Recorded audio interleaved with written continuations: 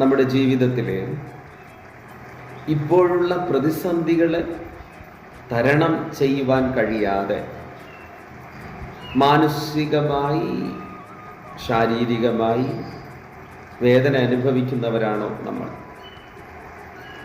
എങ്കിൽ നമുക്ക് ആ പിതാപുത്ര പരിശുദ്ധാത്മാവായിരിക്കുന്ന ക്രിസ്തുവിനോടുകൂടെ നമുക്കൊന്ന് അപേക്ഷിക്കാം. പിതാവേ, എൻ്റെ ജീവിതത്തിലെ ഈ ഭാരത്തെ ഒന്ന് നീ മാറ്റിത്തരയണമേ എന്ന് പ്രാർത്ഥിക്കാൻ നമുക്ക് കഴിയണം.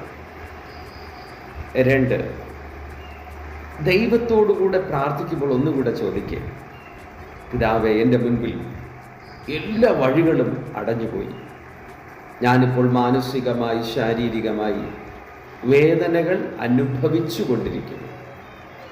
എന്നെ നീ സഹായിക്കണമേ എന്ന് നമുക്കൊന്ന് അപേക്ഷിക്കാൻ കഴിഞ്ഞാൽ, വിശുദ്ധ വേദപുസ്തകത്തിൽ ഞങ്ങൾ വായിക്കുന്നത് പോലെ, നിന്റെ മുൻപിൽ എല്ലാ വഴി അടഞ്ഞാലും ശരി, ഞാൻ നിനക്ക് വേണ്ടി ഒരു വാതിൽ തുറക്കും.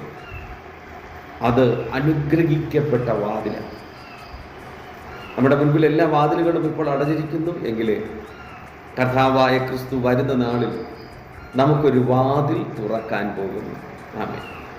അത് സമൃദ്ധിയുടെ വാതിലാണ്, നന്മയുടെ വാതിലാണ്.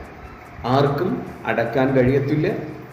സമൃദ്ധിയുടെ അനുഗ്രഹങ്ങൾ കൊണ്ട് കർത്താവായ ക്രിസ്തു ഈ നാളുകളിൽ നമ്മെ സമ്പൂർണമായി അനുഗ്രഹിച്ച് ആശീർവദിക്കുമാറാകട്ടെ.